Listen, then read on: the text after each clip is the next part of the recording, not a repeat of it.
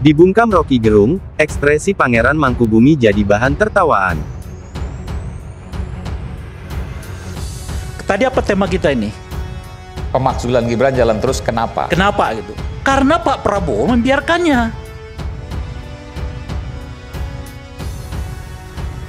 Itu. Gimana sih? Karena Pak Prabowo membiarkannya. Kan surat ini diserahkan pertama kali ke Pak Prabowo. Oleh Pak Prabowo dinyatakan, ya silakan saja, tapi tepatnya diserahkan ke DPR. Kan gitu. Kalau sejak awal Pak Prabowo mengatakan, mohon maaf, saya nggak berkenan tuh memakzulkan Gibran. Kan yang memakzulkan bukan Pak Prabowo, nggak ada kaitan dong ke Pak Prabowo. Iya, sejak awal Pak Prabowo memiliki opini untuk menyatakan saya menolak ikut-ikutan loh ya. Kalau Gibran itu harus dimakzulkan, berhenti menurut saya tuh. Kenyataannya enggak kan? Satu. Yang kedua adalah, bahkan sampai hari ini nih, kita belum mendengar pandangan sikap dari Pak Prabowo dan Gerindra soal surat yang diserahkan oleh Purnawirawan ke DPR. Nah, ada partai lain sudah menyatakan sikap. Golkar menyatakan menolak, ya kan? Pak Surya Paloh menyatakan menolak. Loh, kok malah Golkar dan Surya Paloh yang di luar Kim yang menyatakan menolak? Tapi Pak Prabowo dan juga Gerindra belum punya pendapat sampai saat ini. Kan sebetulnya kalau gini loh, ini kan politik kan.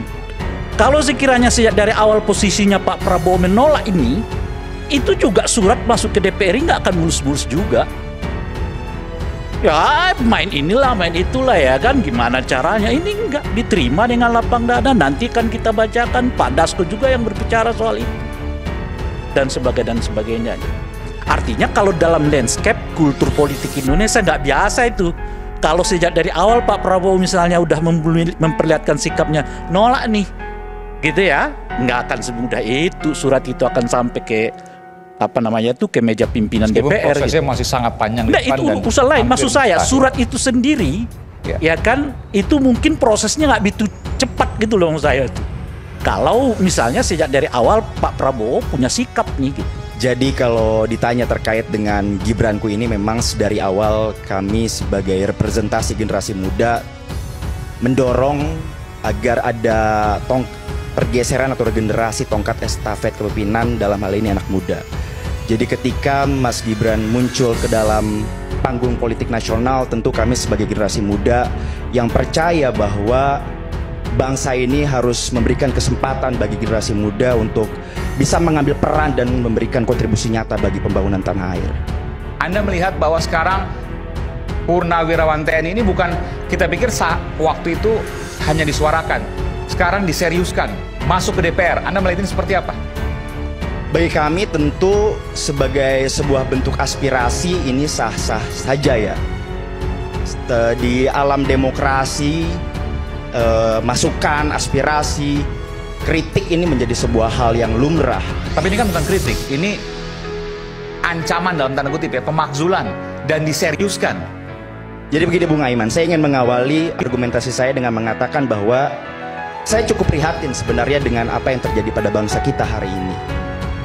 Negara sebesar Indonesia dengan 280 juta rakyat Indonesia di dalamnya seolah terus digiring untuk menonton dan menyaksikan polemik serta peristiwa-peristiwa politik yang bising dari segi narasi namun hening dalam segi substansinya.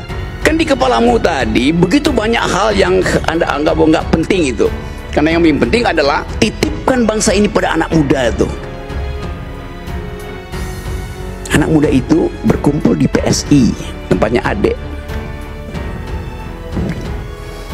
Isinya orang tua. Dan yang akan jadi ketua orang tua. Coba bersihkan tuh cara berpikirnya.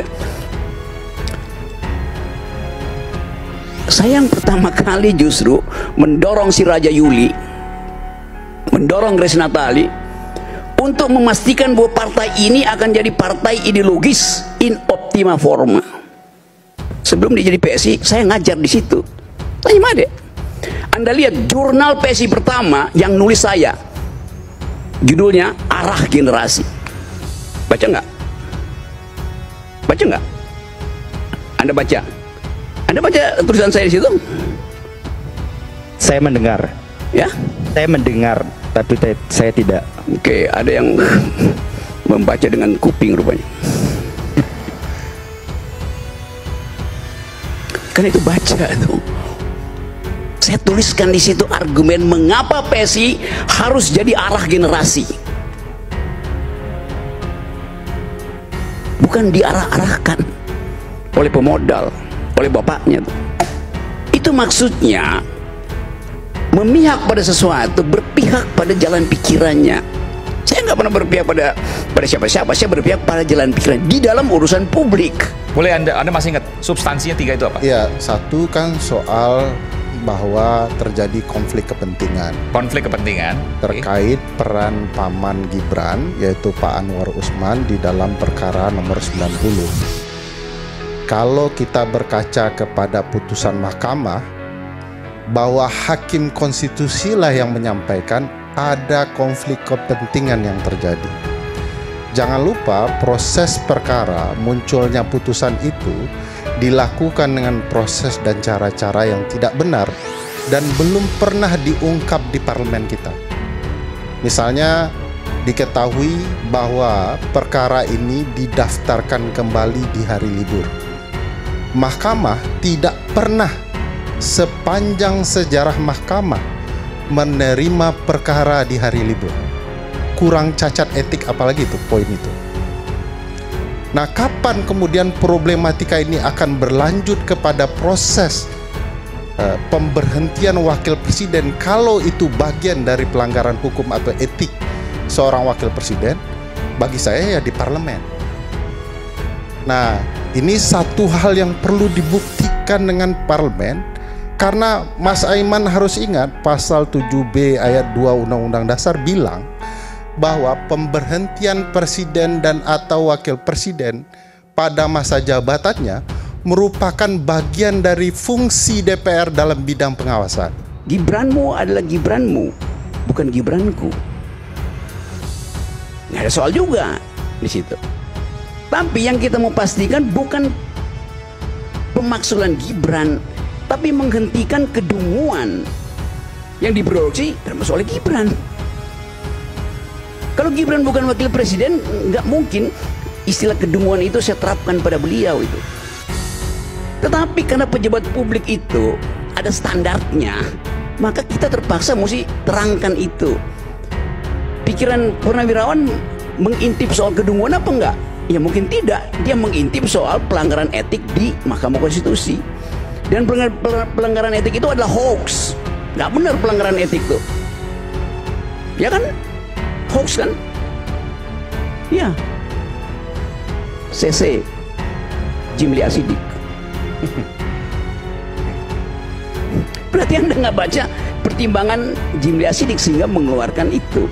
Ya, tapi Jimli Asidik kemarin bicara bahwa tidak mungkin Gibran dimaksudkan akan diproteksi oleh presiden. Itu dua argumen yang berbeda. Dia melihat tidak mungkin karena akan diproteksi oleh presiden. Jadi dia mengetahui akan diproteksi, oleh karena itu dia batalkan pelanggaran etisnya tuh.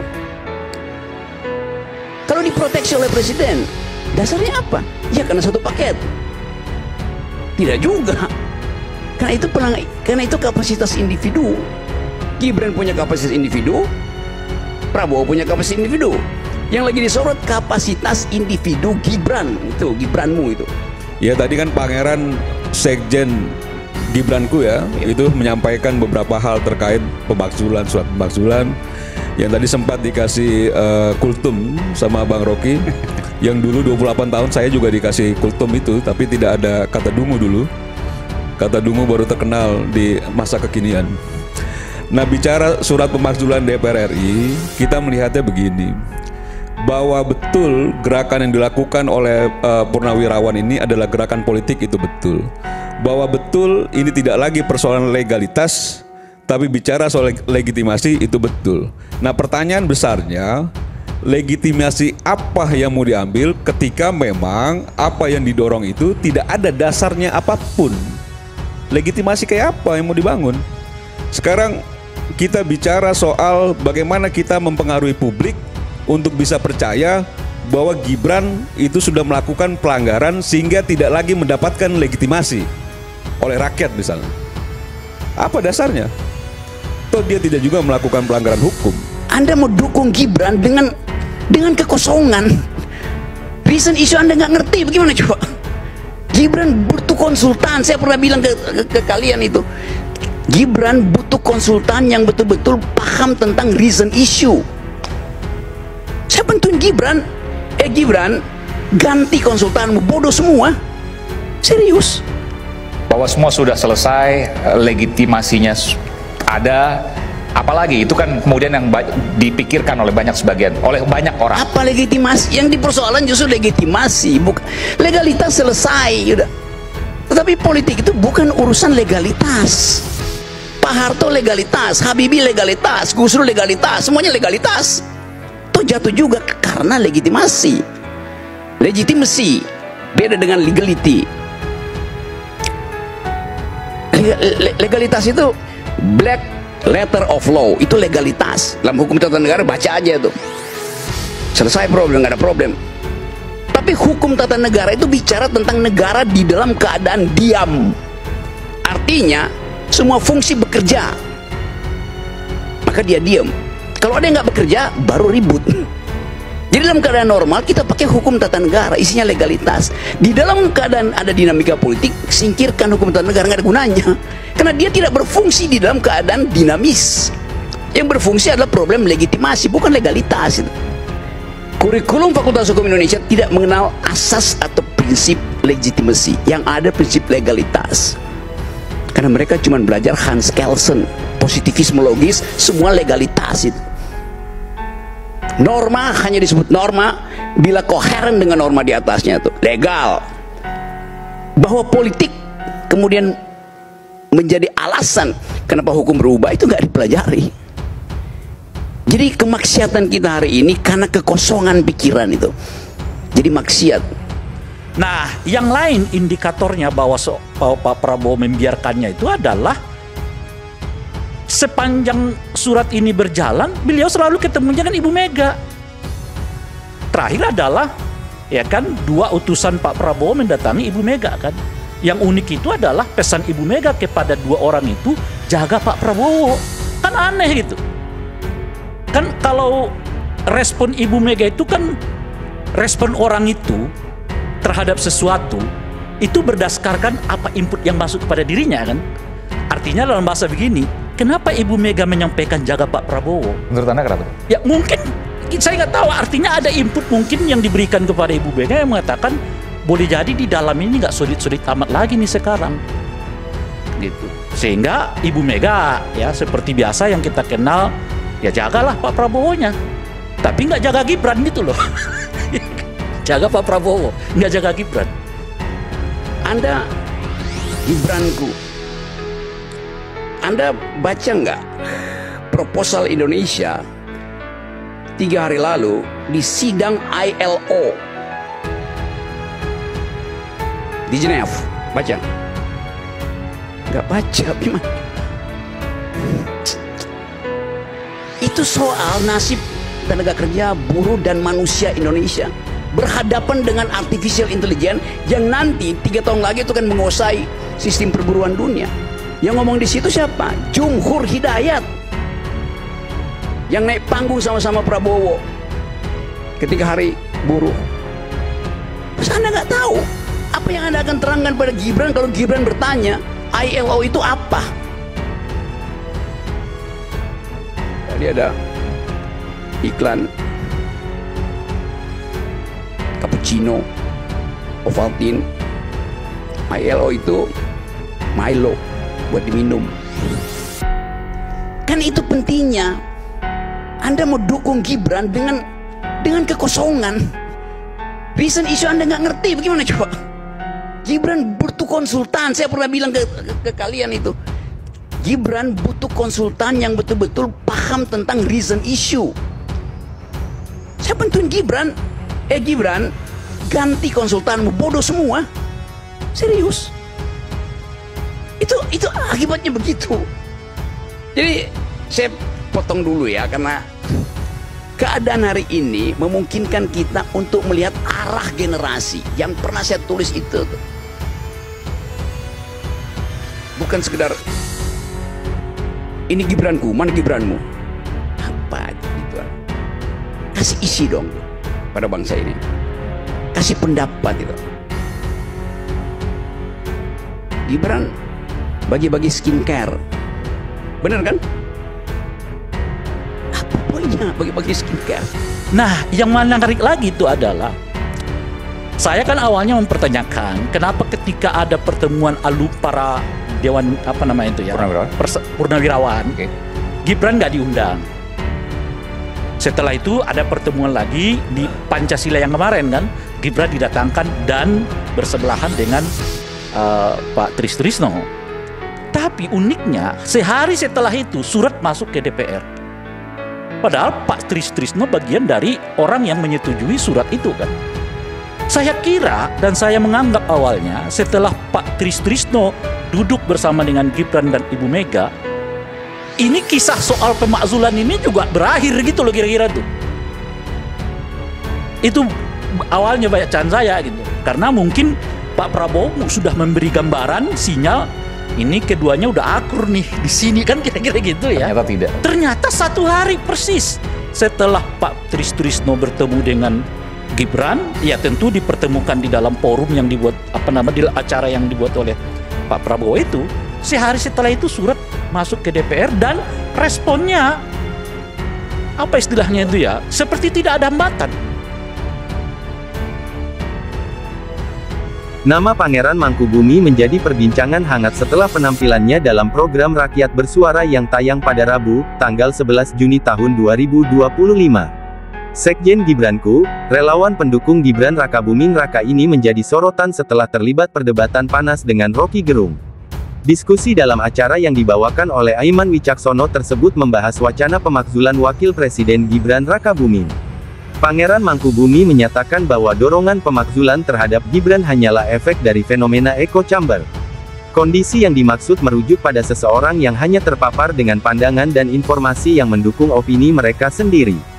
Menurutnya, hal ini memperkeruh situasi politik karena memperbesar persepsi negatif yang belum tentu berdasar pada kenyataan. Namun, pandangan ini langsung ditanggapi keras oleh Rocky Gerung yang dikenal sebagai akademisi sekaligus pengamat politik.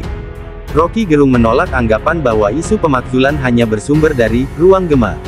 Dia berargumen bahwa gelombang protes terhadap Wapres Gibran datang dari berbagai elemen masyarakat, termasuk mahasiswa, akademisi, hingga purnawirawan militer.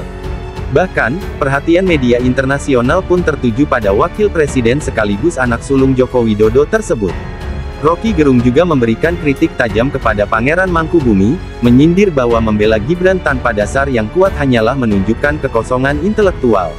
Dia bahkan menyarankan agar Gibran segera mengganti tim konsultan politiknya dengan orang-orang yang lebih paham akan realitas politik dan sosial saat ini.